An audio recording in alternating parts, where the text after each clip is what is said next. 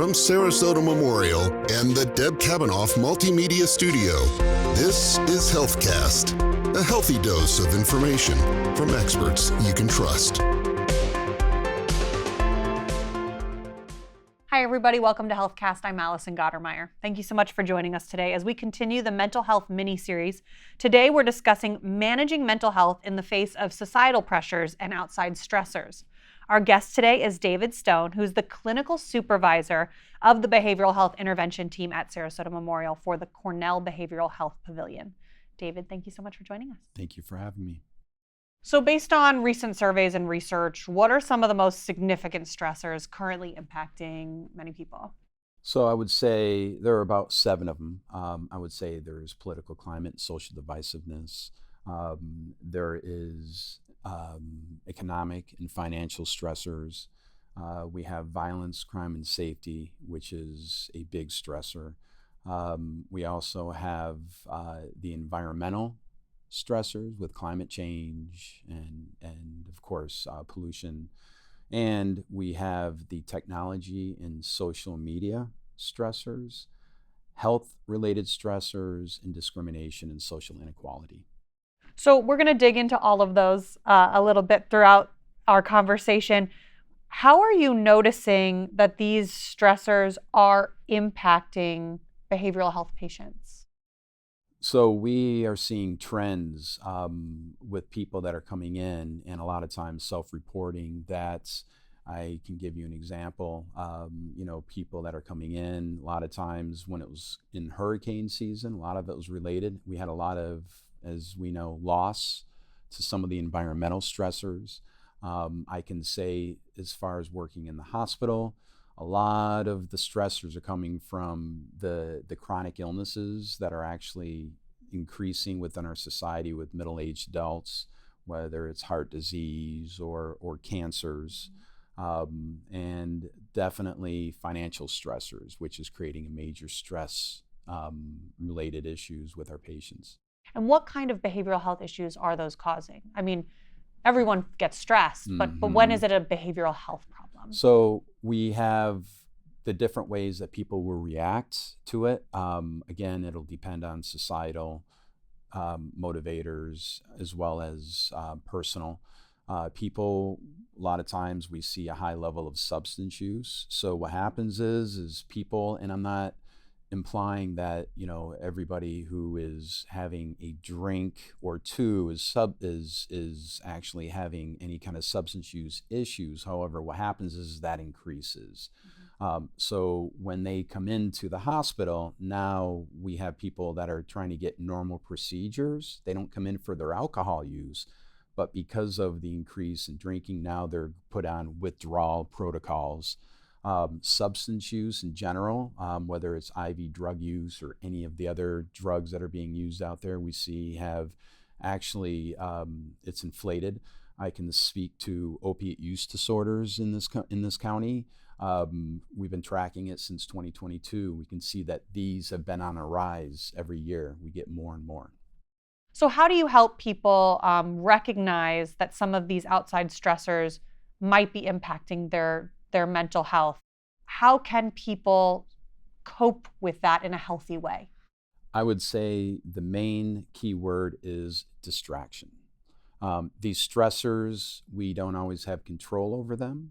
However, how can we distract ourselves to better cope with them? i.e., some specific areas can be, when you have maybe an increase in maybe exercising, maybe engagement in something sort of like yoga, anything that would be self-care, hobbies that are productive or that can, again, be distracting, would be a way that I would definitely recommend for people to cope a little bit better with some of these other stressors that we have minimal or no control over.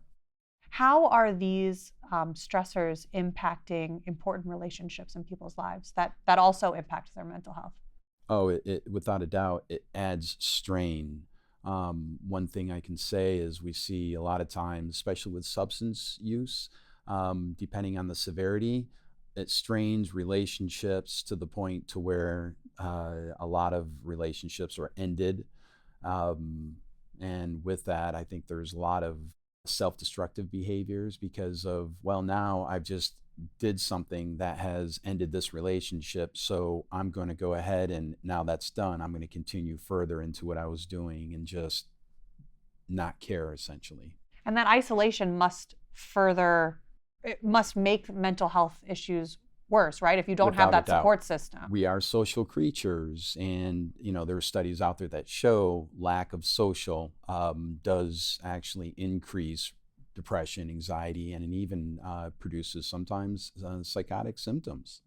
Can the reaction to some of these stressors that everyone feels in some sense, can they vary by age or any other factors? They certainly can. So a lot of the factors that involved can be age, it could be gender, it could be race, and again, it could be social, economic. These factors will really depend and certainly drive on the experience that these people will have, and also will factor in on their coping skills that they may develop. What signs or symptoms should individuals look for that indicate that either they or someone they know and love might need to seek professional help or treatment? Maybe they're not digesting some of these outside stressors in a healthy way. So signs and symptoms are really important to look for. So the first thing that, they come in, actually, there's really three areas. First of all, people are driven by societal factors and personal factors and how they respond to certain stressors. Now, you have two groups of people. You have a group of people that are more proactive problem solving, and they have those sort of solution strategies. And then you have the other group of people that may sway a little more towards maybe anxiety focused, avoidant coping mechanisms, which we know can be counterproductive.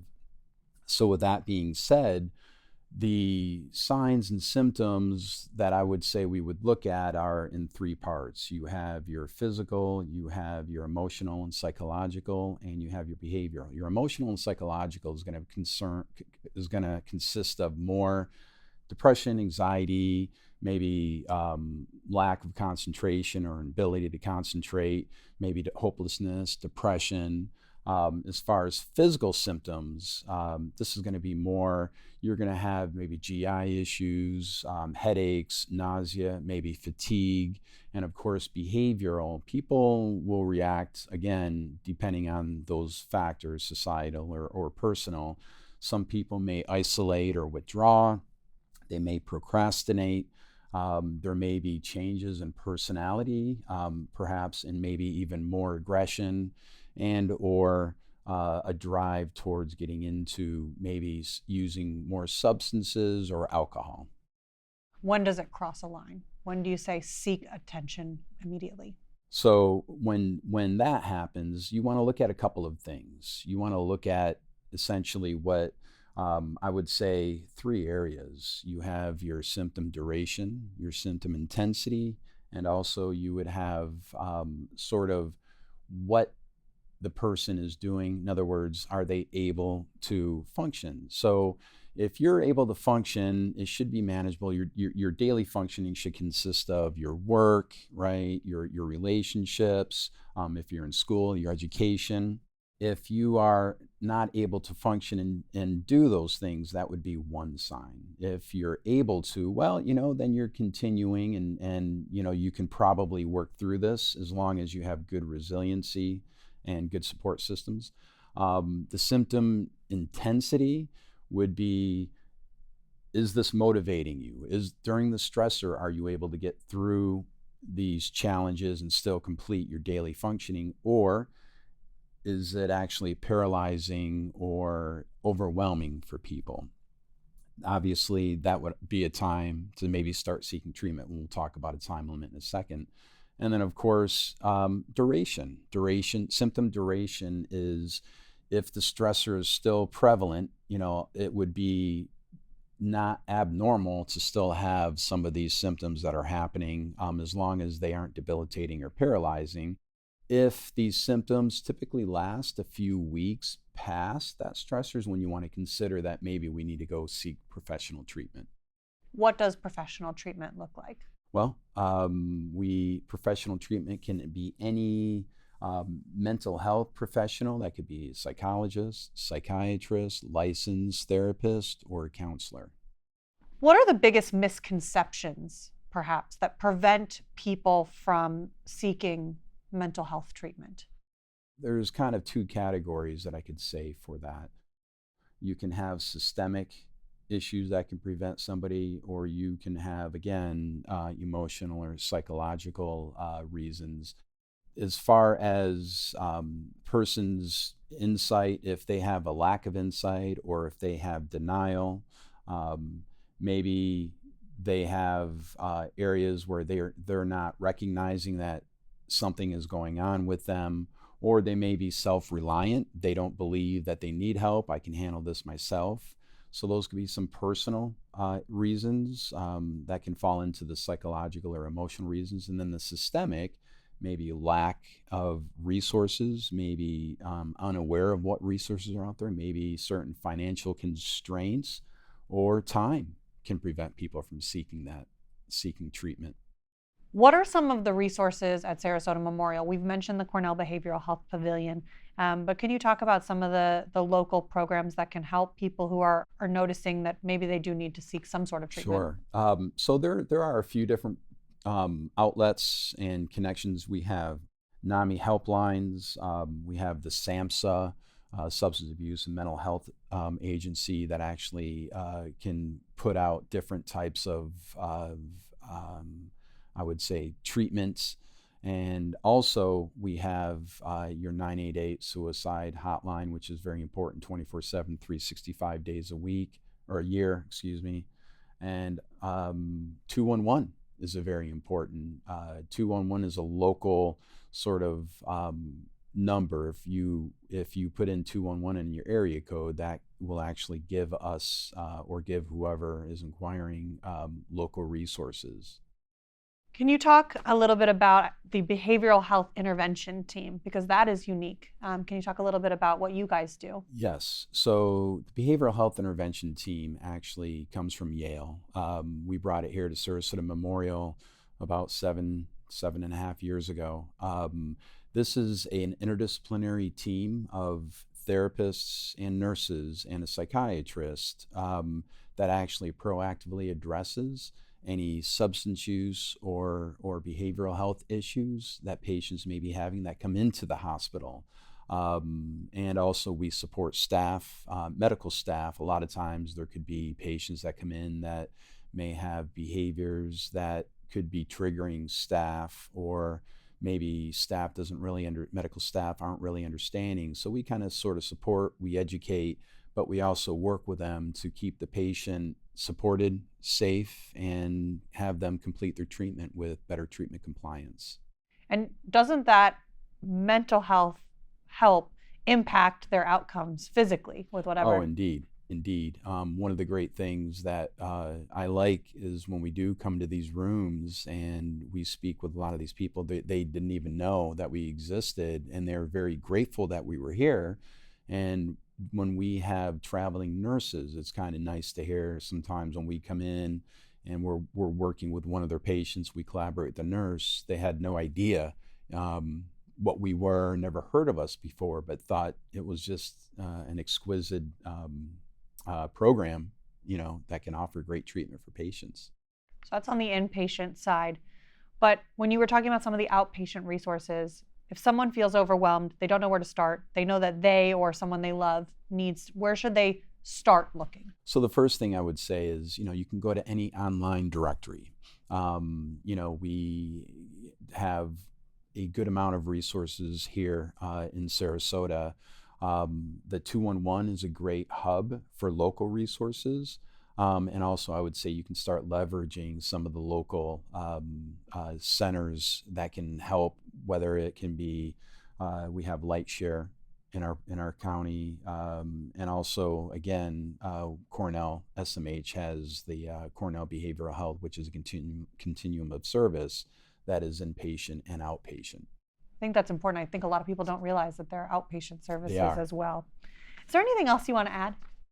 I would probably just like to say that, when people seek treatment, the key to intervention is early treatment. The earlier the treatment will actually prevent the symptoms from worsening and certainly expedite recovery. I think one of the perhaps barriers, a lot of people feel that it's a weakness to seek treatment when in fact it is really a strength to be able to identify that there is an issue there and seeking support. So I think that can actually expedite recovery and solidify recovery with people. And it definitely will most likely always have better outcomes the sooner that you seek treatment.